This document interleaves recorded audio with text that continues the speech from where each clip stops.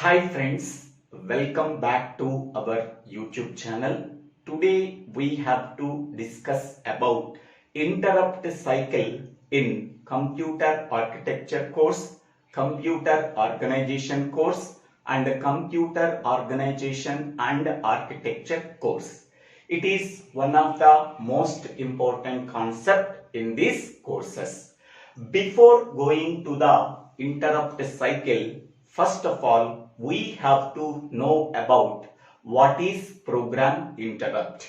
Program interrupt can be explained with this small diagram. Here, in that diagram, this line represents the original program and this line represents the interrupt service program.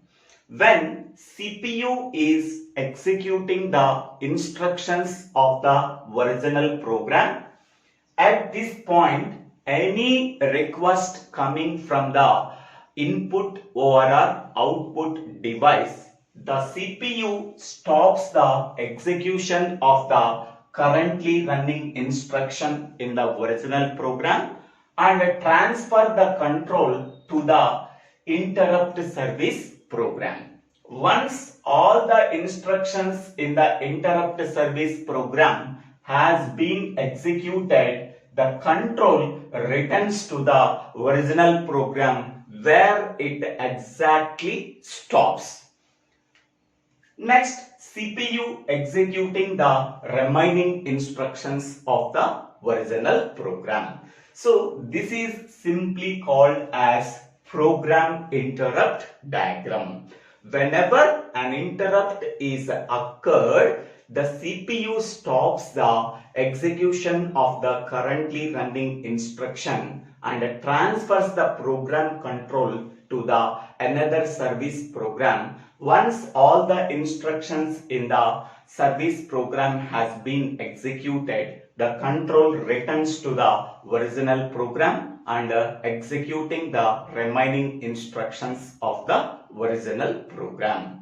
This is the simple description about program interrupt definition.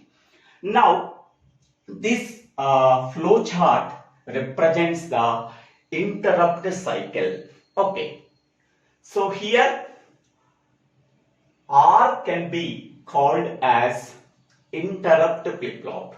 An interrupt flip-flop can be denoted by symbol R. First, we have to check the interrupt flip-flop value.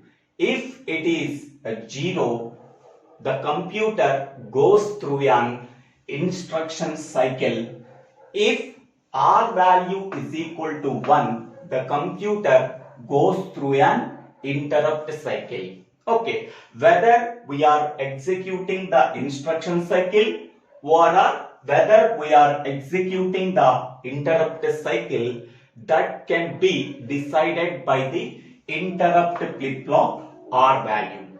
If R value is equal to 0, the computer goes through an instruction cycle. If R value is equal to 1, the computer goes through an interrupt cycle. First, we have to check if R value is equal to 0, the computer goes through an instruction cycle. We already know that what are the phases of the instruction cycle. Whenever we want to execute an instruction, that instruction goes through the phases of the instruction cycle. That phases are fetch phase, decode phase and execute phase.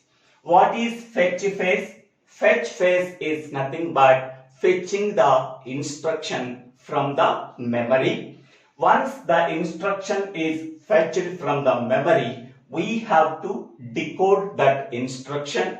By decoding that instruction, we have to know what is the operation to be performed.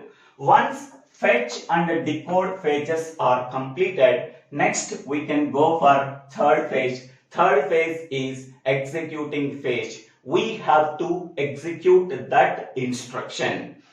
If there are no interrupt can be occurred, the computer can go through the next instruction cycle.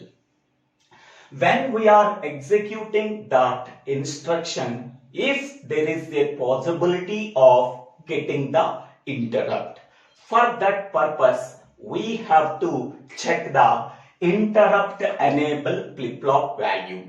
So IEN stands for interrupt enable flip-flop. It contains either 0 value or 1 value. If IEN value is equal to 0, that means the programmer does not want to use the interrupt facility. That means an interrupt does not occur. Whenever an interrupt does not occur, the control continues with the next instruction cycle. Suppose if IEN value is equal to 1, then an interrupt can be occurred. The interrupt can be occurred either from the input device or from the output device.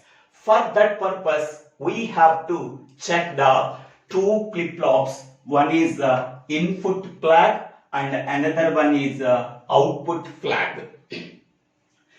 If input flag and output flag contains either 0 value or 1 value. If the input flag value is equal to 0, an interrupt does not occur through the input device.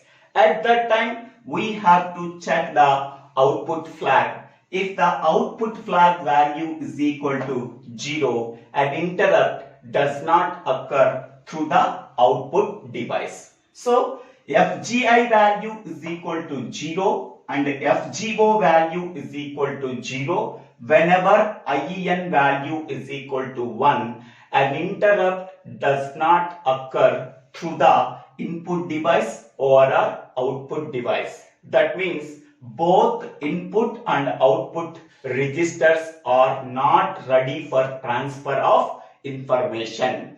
So that means an interrupt does not occur through the input device or output device.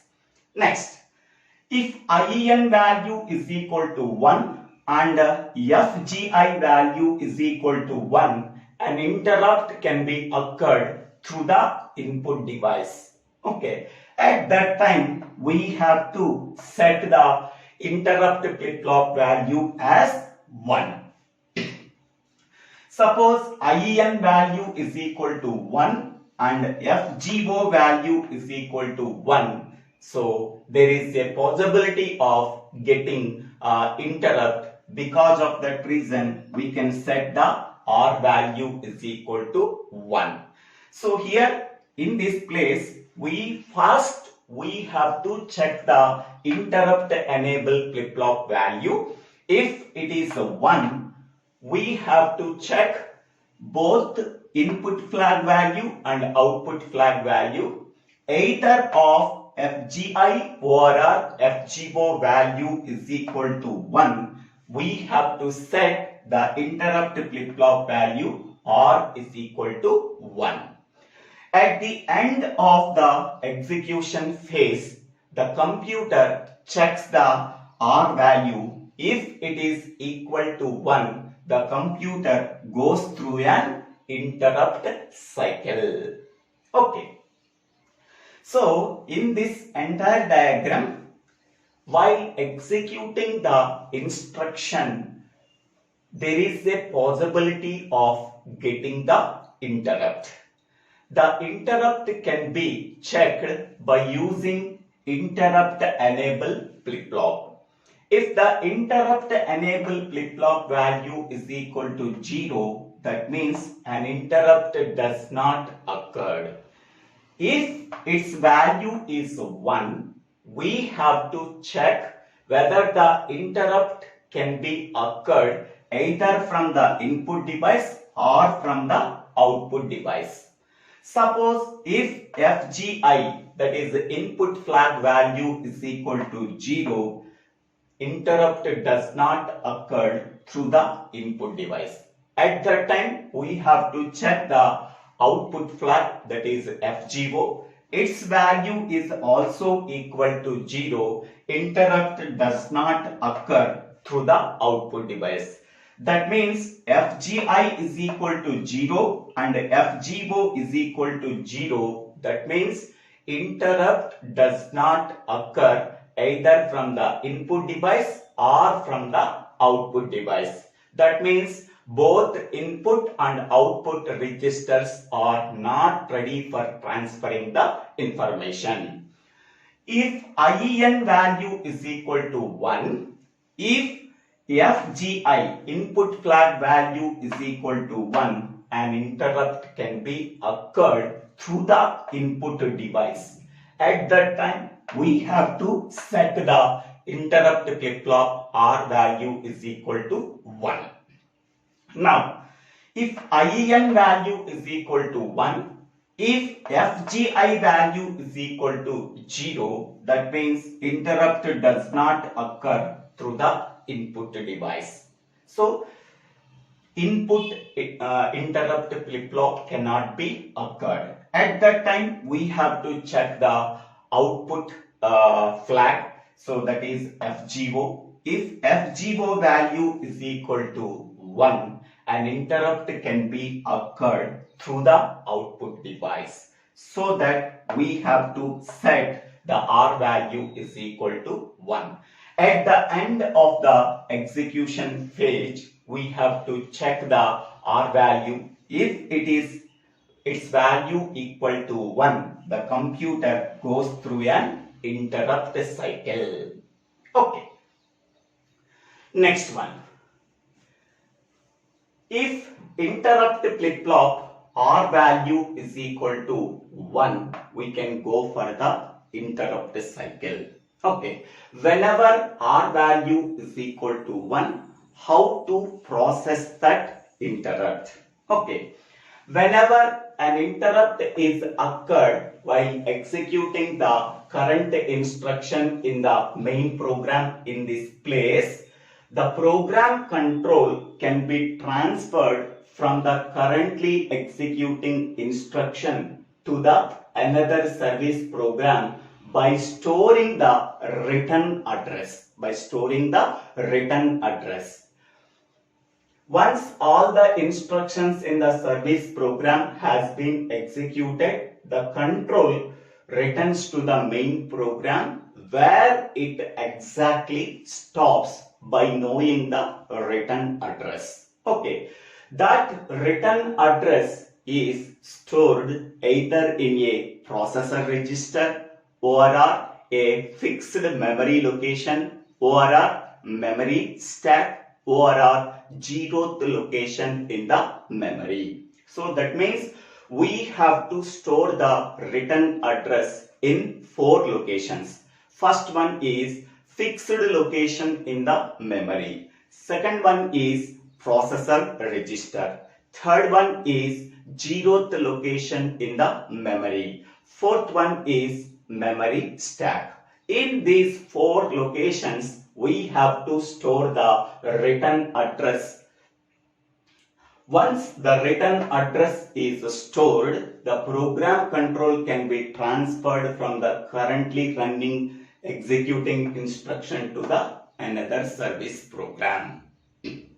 Here we have to use the zeroth location of the memory for storing the return address. Okay, the return address generally contains by a register called as program counter.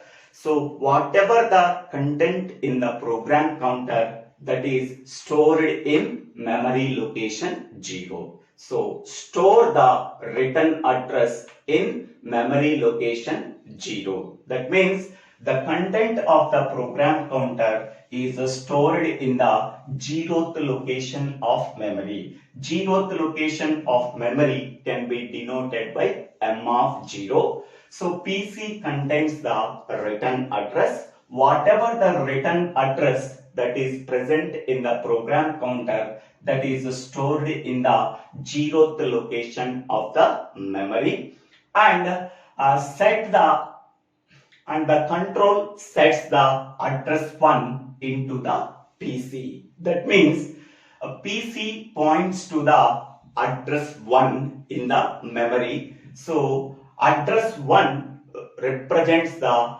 interrupt service program starts at address 1. So that PC pointing to the address 1. That means the program control can be transferred to the address location 1. At address location 1, the interrupt service program starts here. Okay, so that address 1 can be stored in the PC value. Okay, so once these two steps are completed, that means interrupt service program starts at address 1. Okay. Here the return address that is stored in the program counter is stored in 0th location in the memory. Once these two steps are completed, so we have to disable the interrupt enable flip-flop. That is IEN value is equal to 0 and disable the R value. That means R value is equal to 0. So whenever these three steps are completed, there is no possibility of getting interrupt except whatever the interrupt request coming from the flag bits, that interrupt is processed only. Except that interrupt, there are no more interrupts can be occurred. So after that, the control goes to the next instruction cycle. So in this way, we have to process the interrupt cycle. Here we have to process the instruction cycle. Okay, here if interrupt flip-flop R value is equal to 1, we can go for the interrupt cycle. The program control can be transferred from the currently running instruction whenever an interrupt is occurred at this place. Before transferring the program control to the interrupt service program, we have to store the return address. The return address generally stored in 0th location in the memory. So store the return address in memory location 0. The return address is available in the program counter. The content of the program counter is stored in 0th location in memory. Once it is stored the return address in 0th location in memory, the control transferred to the interrupt service program. So interrupt service program starts at address 1 so that the control transfers to the address 1. So PC contains the value address 1. Once all the instructions in the service program has been executed, the control returns to the original program.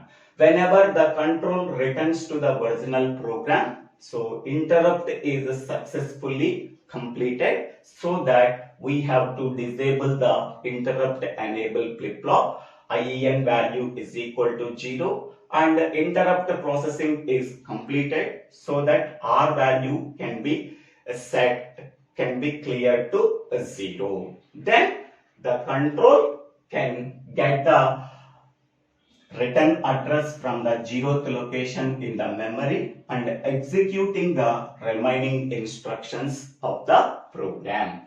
So after these three instructions are completed, there is no possibility of getting no more interrupts. Then the control proceeds, the control continues with the next instruction cycle. Okay. So here IEN stands for interrupt enable flip-flop. If it contains two values, either 0 value or 1 value. If IEN value is equal to 0, interrupt does not occur. If IEN value is equal to 1, interrupt can be occurred. When an interrupt can be occurred when IEN value is equal to 1, that interrupt coming from either input device or from the output device. For that purpose, we have to check these two flag input values. If FGI stands for input flag, FGO stands for output flag. If FGI value is equal to 0, the interrupt does not occur through the input device. If FGI value is equal to 1, an interrupt can be occurred through the input device. Next, FGO stands for output flag. If FGO value is equal to 0, the interrupt does not occur through the output device. If FGO value is equal to 1, the interrupt can be occurred through the output device. So, either FGI value or FGO value is equal to 1, the interrupt can be occurred when the interrupt enable flip-flop value is equal to 1. That means IEN value is equal to 1, either FGI or FGO value is equal to 1, an interrupt can be occurred. If IEN value is equal to 1 and FGI and FGO value is equal to 0, the interrupt does not occur. Whenever an interrupt is occurred, the return address is available in the program counter. Whatever the return address that is available in the program counter, that is stored in M of 0, that is 0th location in the memory.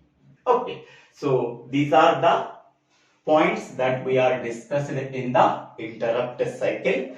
Interrupt cycle is an implementation of branch and save return address. So how it can be implemented? By using one example, and what are the register transfer statements that we are used for processing the interrupt cycle, that can be discussed in next. Now the interrupt cycle can be implemented by using branch and save return address operation. How an interrupt cycle can be implemented using branch and save return address operation, that can be explained with this example. Here, this diagram is before interrupt, what is the status of memory. After interrupt can be occurred, what is the status of the memory. So this diagram represents before interrupt and this diagram represents after interrupt. Now here this is 0th location, here 1th location. In the 1th location, so branch unconditionally instruction is there. BUN stands for branch unconditionally. Without any condition, we are transferring the program control from this current instruction to the 1120. Here at 1120, IO service program can be start. Okay. Next, after executing all the instructions in the IO service program, the last instruction in the IO service program is 1 BUN 0. That means without any condition, we are transferring the program control from this location to the 0th location by using BUN instruction. Next one, this is the main program. In the main program, we are currently executing the 255 instruction. While executing the 255 instruction by the CPU, PC contains the address of the next instruction to be executed. So PC contains next instruction address is 256. So PC contains the value 256. While executing 255 instruction, PC contains the address of the next instruction, that is 256. Now PC contains the 256 value. So this is the before interrupt. Okay. Now, so here While now we are considering the after interrupt diagram. So in the main program, we are executing the 255 instruction. While executing 255 instruction, PC always points to the address of the next instruction, that is 256. Okay. While executing 255 instruction, an interrupt can be occurred. Okay. Whenever an interrupt can be occurred, what is the next instruction address? That is 256. That 256 address is stored in the memory location 0. Okay. So why we are storing 256 address in memory location 0 while executing 255 instruction? Here I am executing 255 instruction. At that time an interrupt can be occurred. So at that time, what is the next instruction address? 256. Now PC contains 256. Okay. That 256 is the return address. That return address is available in the program counter that is stored in the memory location 0. Once we are storing the return address in the memory location, the program control can be transferred from currently executing instruction to another service program. Okay. While executing 255 instruction, the return address is 256 that is available in the program counter. That is the next instruction address. It is stored in 0th location of the memory. So when we are storing the return address in the 0th memory location, now set the PC value as 1. Now PC pointing to the one address instruction, address 1 instruction, that is 0 BUN 1120. Okay, then the program control can be transferred from one instruction to the 1120 instruction. So here the IO service program is available. Once all the instructions in the IO service program, then the last instruction in the IO service program is 1 BUN 0. Without any condition, we are transferring the program control from this instruction to 0th memory location. In the 0th memory location, we are storing the return address, that is 256. So the control goes to the 256 instruction and executing the remaining all the instructions in the program. Okay. So please once again you have to listen. So while executing 255 instruction in the original program, that is the main program, the PC points to the address of the next instruction, that is 256, that is available in PC, that is the return address. Okay. Whenever an interrupt is occurred while executing 255 instruction, we are storing the return address that is available in the program counter in 0th location of memory. Then the program control can be transferred from original program to interrupt service program. At that time, PC value can be set as 1. PC value can be set as 1 is nothing but, so PC contains the address of the 1th instruction. So 1th instruction is this one, that address is 1, that is available in PC. 0 BUN 1120. That means branch unconditionally. BUN stands for branch unconditionally. Without any condition, we are transferring the program control from 1th instruction to 1120 instruction. 1120 is nothing but IO service program starts here. Okay. So once all the instructions in the IO program has been executed, the last instruction in the IO program is 1 BUN 0. So without any condition, branch unconditionally instruction transfer the program control from the current instruction to zeroth instruction, zeroth address. In the zeroth address, we are storing the 256 address. Then PC contains the 256 value. Then we have to execute the 256 instruction and executing the remaining all the instructions in the program. Here the return address is available in the program counter, that is 256. While executing 255 instruction, an interrupt can be occurred. That return address is available in the 0th location in the memory. Okay. Then whenever 0th location in the memory, PC points to the next instruction. Okay. PC points to the next instruction, that is PC value is equal to 1. It is pointing to first instruction in the IO service program by using this instruction BUN 1120. Without any condition, we are transferring the program control from 1th address to 1120. So here we are starting the execution of the IO service program instructions.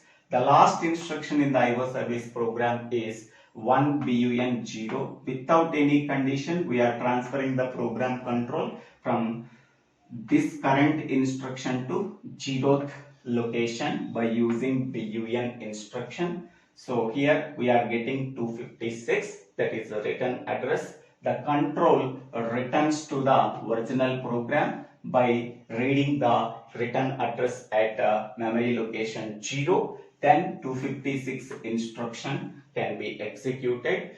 After that, remaining instructions in the main program has been executed. So this is the simple demonstration of branch and save return address instruction that can be used in the implementation of interrupt cycle. Now, what are the register transfer statements we have to use for implementation of interrupt cycle?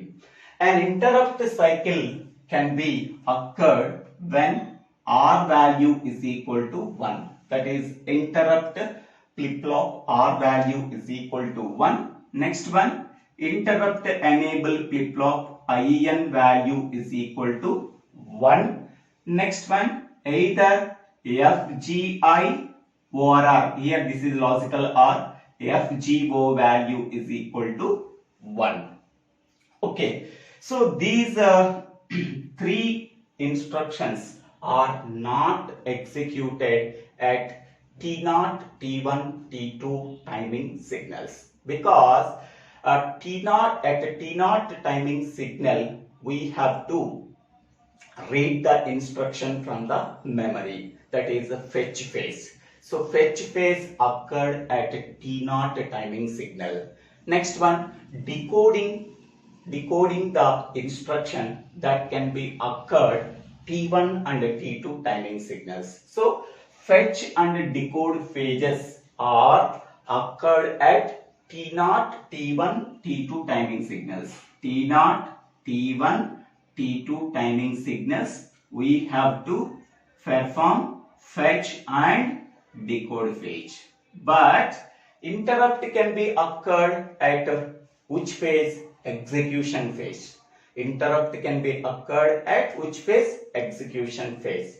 At that time, T0, T1, T2 value is equal to 0. At fetch phase and decode phase, interrupt cannot be occurred, so that T0, T1, T2 values becomes zeros. In the execution phase only interrupt can be occurred. So see this one. So R value can be set as 1. That means an interrupt can be occurred whenever interrupt flip-flop R value is equal to 1. In which case interrupt flip-flop R value is equal to 1 whenever, so T0, T1, T2 timing signals values are zeros. That means T0 bar is nothing but T0 value 0. T1 bar, T1 value is 0. T2 bar, T2 value is 0. T0 bar, T1 bar, T2 bar is nothing but an interrupt does not occur at the timing signals T0, T1, T2. At the timing signals T0, T1, T2, only fetch and decode phases have been executed. So that we have to write T0 bar, T1 bar, T2 bar. Next, interrupt enable flip-flop IEN value is equal to 1. Okay. Next, either of FGI or FGO value is equal to 1. Okay. Here we have to perform plus is nothing but logical operation. Either FGI value or FGO value is equal to 1. So at that time, the interrupt flip-flop R value is equal to 1. Okay, to implement the interrupt cycle, so interrupt flip-flop R value is equal to 1 when T0, T1, T2 values equal to 0 and IEN value is equal to 1, either FGI or FGO value becomes 1. So in that case, an interrupt cycle can be occurred. Okay, so this is the statement we have to use for setting interrupt flip-flop R value is equal to 1. What is the conditions we have to satisfy to become R value is equal to 1? Compulsory IEN value is equal to 1. Next one, T0, T1, T2 becomes zeros and either FGI or FGO value becomes 1. Okay, this is the logical OR operation. So by using this statement, an interrupt cycle can be executed. Next one, what are the register transfer statements we have to use for implementing interrupt cycle? Okay, so first one, here R is nothing but interrupt flip-flop. T0 is nothing but at a timing signal T0. Okay, the content of PC is transferred to TR. What is the content of PC? PC contains the return address. Okay, PC contains the return address, that is 256. Okay, this is the return address. Whenever we are executing 255 instruction, PC contains the 256 instruction. At 255 instruction, an interrupt can be occurred. Now PC contains the 256. The program control can be transferred from the currently running instruction, that is 255, to another service program. So after executing the instructions in the service program, control returns to 256 instruction. That 256 address is nothing but return address. That return address is stored in a temporary register. The PC contains the return address 256 that can be transferred to temporary register. Now the temporary register also contains 256. Next one, this 256 return address is stored in a memory location 0. So the address register contains the value 0. Next one. So here whenever the return address is stored in the temporary location in the memory, okay, PC points to the address 1. Directly we do not pointing to PC as 1. So then PC initially contains 0. So whatever the content in the temporary register, that can be transferred to M of AR. AR contains the 0. So whatever the content in the temporary register, so that can be transferred to M of 0. Now M of 0 contains the value 256. Whenever PC value is 0, then we are incrementing the PC value as 1. Then Once the return address is stored at a temporary memory location into the 0th location in the memory, okay, then PC pointing to address 1. Okay, if previously PC value 0, now it is incremented by 1, PC pointing to 1. Now, so return address is stored in 0th memory location in the memory and PC can be pointing to address 1. PC pointing to address 1 is nothing but PC pointing to the first instruction in the service program. Okay, PC 1 is nothing but we can go for 1120, first instruction in the service program. Once all the instructions in the service program has been executed, the last instruction in the service program is 1BUN0. So we can go to the 0th location and fetching the return address 256. Then control goes to the main program and executing the 256 instruction and remaining all the instructions of the program. In that way, the interrupt service program is successfully completed so that interrupt enable flip-flop value becomes 0 and R value becomes 0. So total interrupt processing is completed so that EN value disabled and R value is disabled and sequence counter is disabled. So these three register transfer statements occurred at T0, T1 and T2. Okay. So this is the register transfer statements we have to use for the implementation of interrupt cycle. So how interrupt cycle can be implemented by using branch and save return address. Okay, that can be shown in this diagram. So I hope all of you understanding this video. If you really understanding this video, please click on the like button and share this video to your friends and classmates. If you have any doubts, please put your doubts in the comment section. I will try to clarify your doubts. If you really like this video, please subscribe my YouTube channel. So Divvela Srinivasarao. For after subscribing my YouTube channel, click on bell icon to get the future updates in my YouTube channel. For better understanding of computer organization or computer architecture course, go to this channel. Go to the playlist called Computer Organization or Computer Architecture. Listen that videos and understand the entire course. Thank you one and all for watching this video.